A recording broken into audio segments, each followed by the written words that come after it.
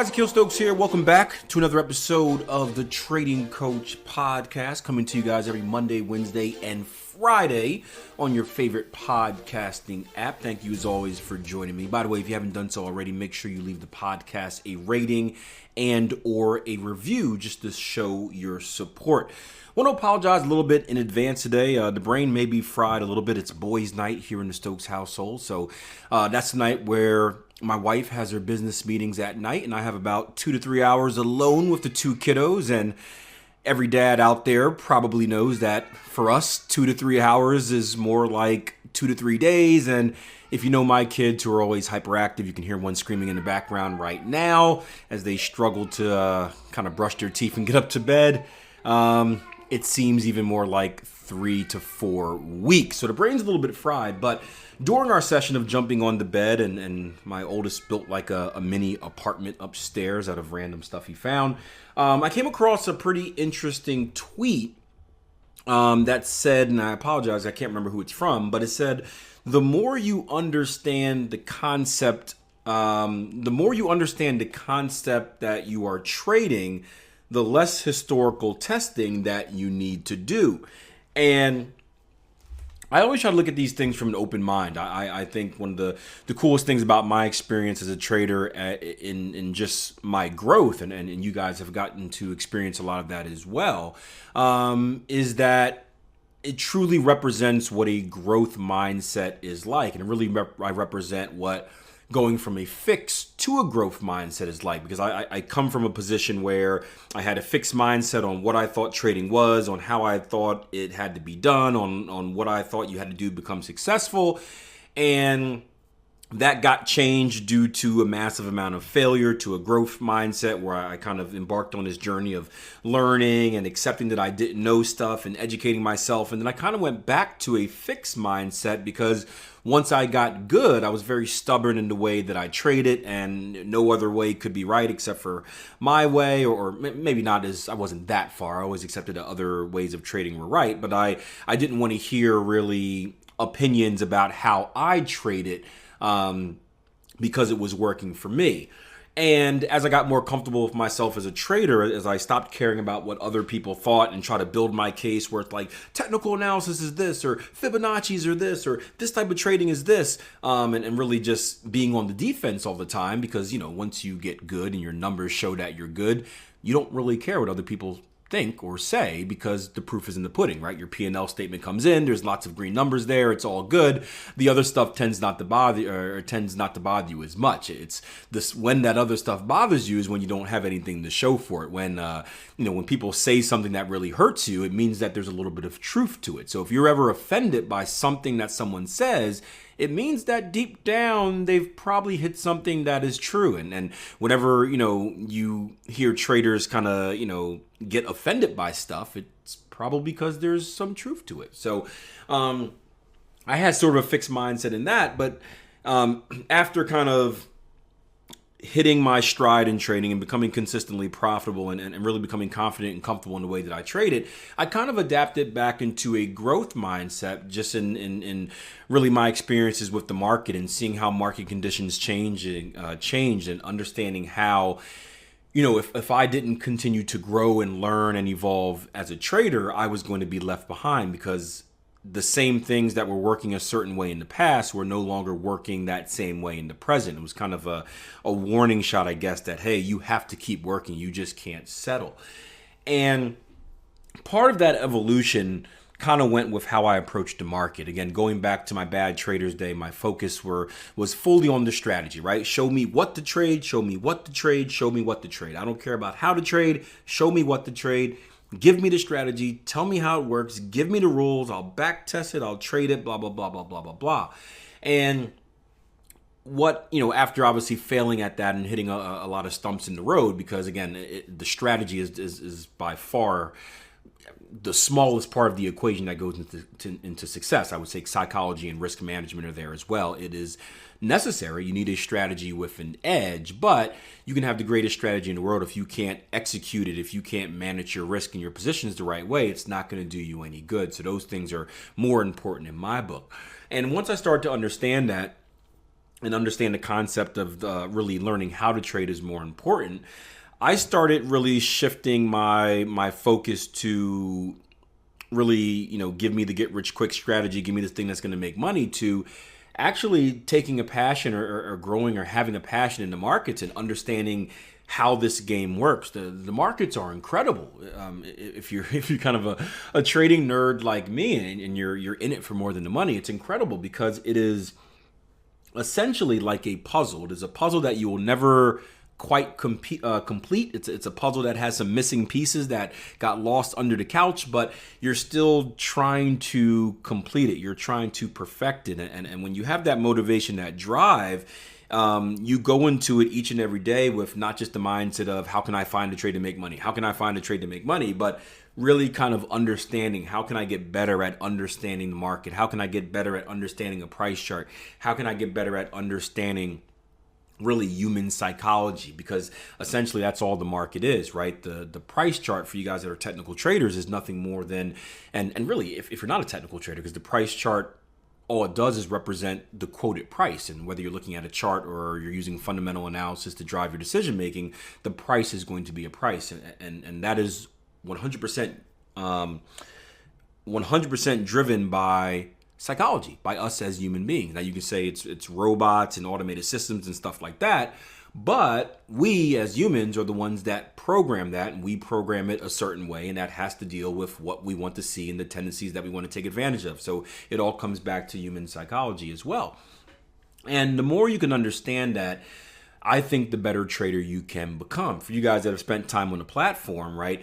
I've done a lot of courses in my days of teaching and educating. And when we started Tier 1 trading, I wanted to take things in a different direction. Again, I didn't have the pressure of needing to, put together educational content in a certain way to fit a certain mold. I had the freedom to kind of do things the way that I wanted. And I came up with 2 courses, the Foundation course, and about a year and a half later, the Foundation 2.0 course.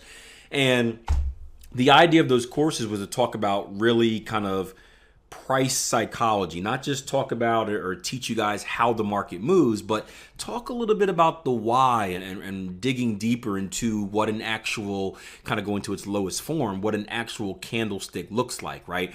What does that wick mean? What does that body mean? If we close in an upper third, what's the story that tells us about the session? If we close in a lower third, what story does that tell us about the session? Visualizing the battle between the buyers and the sellers, the bulls and the bears. And it sounded a little wacky. Some of you guys are listening to this right now like, this dude's crazy.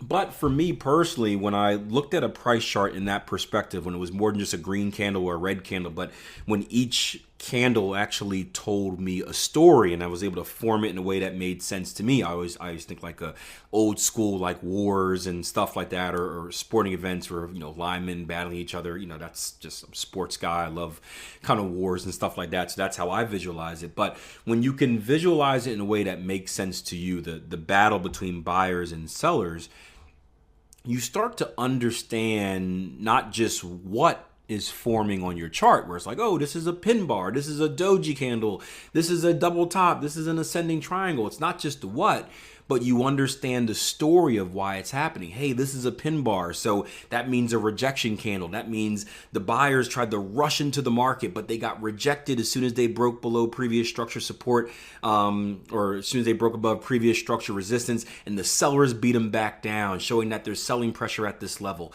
The next candle after that was a lower low, lower close, meaning that the sellers then won the next session and were able to close at a lower point. And that tells you a lot about the behavior of the market. It allows you to make a prediction on what is the probable outcome for the future.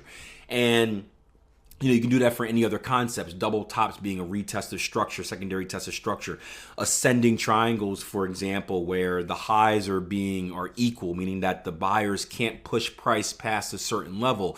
However, each time the sellers try to push it down, they push it down less and less and less, meaning that there's more buying pressure on the downside or less selling pressure on the downside, meaning it's only a matter of time before, boom, this thing breaks out, right? We just saw that on Bitcoin the other day. I did analysis on Bitcoin the other day where we were talking about, I think it was at like 14K, and I'm like, hey, we can go all the way to 19K. And I don't trade cryptocurrencies. I look at Bitcoin like 5 times a year, but I've been pretty accurate with my predictions on them. And I got a lot of comments when I shared the post, and I shared a video like the week before calling it, Akil, how did you know that? You don't even trade cryptocurrencies. I'm like, you don't need to. I understand price. I can look at a price chart, whether it's in the Forex market, whether it's in the crypto market, whether it's on an index, right? Whether it's an individual stock. And the pattern that the price chart is telling me allows me to understand the psychology of what's been happening in the market over the past few sessions, whether it's hours or days or weeks. And that allows me to make a prediction based on what I see, this is the probable behavior or future behavior of the market. Doesn't mean it's going to happen, but we can make those predictions, and that's our job.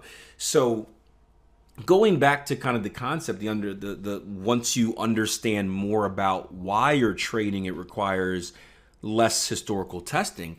I actually believe in that.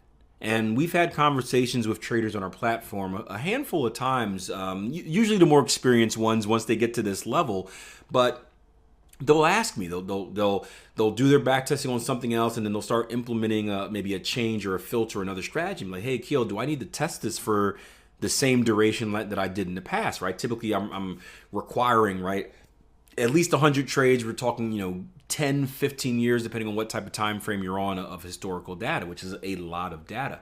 But once you've reached that level of trading where you understand price, you understand concepts at probably a deeper level than a newer trader, you don't have to test as much because your time in the market that you've already gained in learning beforehand, right, has given you this experience. Has allowed you to understand what you're looking for in the story that it tells you, and then you don't need to do as much testing to kind of prove that it works. Now, I say as much because I am still a firm believer in backtesting. I do think you should backtest everything. I'm not a believer in blindly trading anything, or even if you're not going to backtest, demo trade it for a elongated period of time. I'm testing stuff on inside bars right now, and it's been about, I think we're going on like 6 months almost of maybe not 6 months. What is this? November, August, September.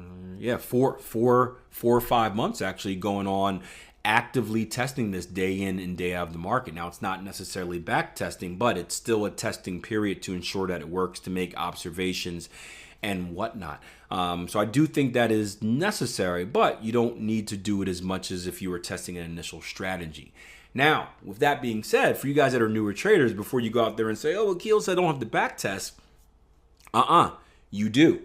Because we're talking about you don't have to backtest as much once you get to a certain level of understanding. You don't get to that certain level of understanding until you've put in a certain amount of hours in the market, right? We're talking thousands and thousands and thousands of hours, right?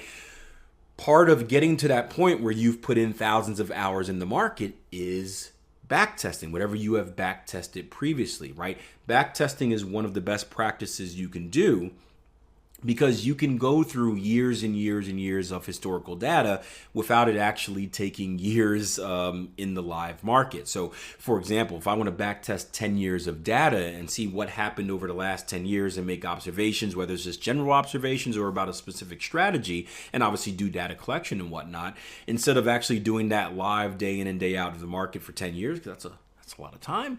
I can probably get that done in a week or a few weeks or a month, something like that.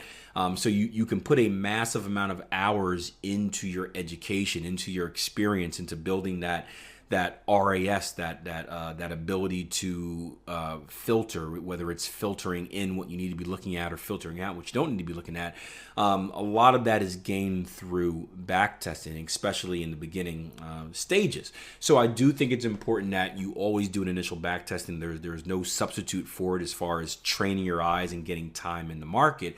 But once you've reached a certain level of trading, and I would say an experienced level of trading, however you want to define that, I would typically say you're already consistently profitable with something else, and now you're kind of at a second stage and adding something else. That's when you don't have to do as much historical testing in the market. So that's it. I'm sure I had more. I've been holding on to this topic for a few hours, so I'm sure I forgot some of the stuff for some of the points that I wanted to make. But family first, it's boys' night. We had to make sure the boys were active and make sure they enjoy a good night with their dad. So as always, thank you guys for joining me. Do me a favor before you leave again, hit that subscribe button if you're watching here on YouTube. A lot of cool stuff coming up on this channel. If you're listening to this on your podcasting app, make sure you leave me a rating and a review if you can. That is the best way you can support the show. Keep sharing the message, right? Keep telling your friends. Keep shooting me messages that can potentially turn into future Trading Coach podcast episodes. And I look forward to discussing a lot of the topics that you guys have questions about. All right, until next time, plan your trade, trade your plan. Take care.